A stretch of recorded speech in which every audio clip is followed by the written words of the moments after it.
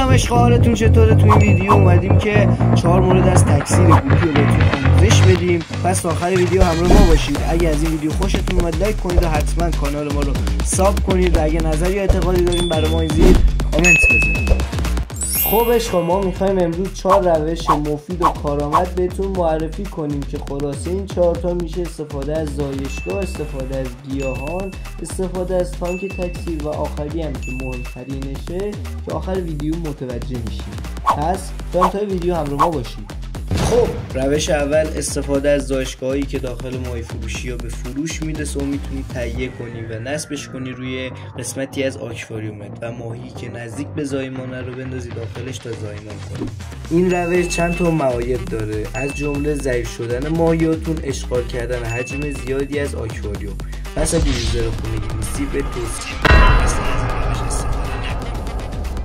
روش دوم استفاده از گیاهان طبیعی و مصنوعی هستش. یه تعداد گیاه روابی طبیعی و مصنوعی تهیه میکنید، روی تانک هسته قرار میدید تا بعد از زایمان بچه‌ها به لایه‌های گیاه پناه ببرن. میتونید جای گیاه از نخهای شیرینی فروشی استفاده کنید که توی ویدیو بعد بهتون کامل آموزش میدم. تنها عیب این روش اینه که درصد خورده شدن بچه‌ها نسبت به روش چهارم خیلی بالاتره. بریم سراغ روش سوم، استفاده از آکواریوم جداگانه. برای این روش یک آکواریوم بین 10 تا 20 لیتر تهیه میکنید و یک فیلتر با هوا و جریان ملایم قرار میدید و چند تیکه گیاه برای کمتر شدن استرس ماهی قرار میدید و دما رو بین 26 تا 28 درجه تنظیم میکنید و یک پارچه سیاه روش قرار میدید تا گوپی بچه‌هاشو نبینه و نخوره. از ادهای این کار میشه گفت اگه گوپیتون رو دیر بردارید ممکنه بچه‌هاشو بخوره و اگه تیراژ بالا کار میکنید باید برای هر چند تا ماهی اگه بخواید یک آکواریوم بذارید. و حالا روش آخر که برعکس روش های دیگه یه روش همه چی تمومه که هم صرفه اقتصادی داره و هم درصد خوردن بچه ماهی ها به 0 میرسه.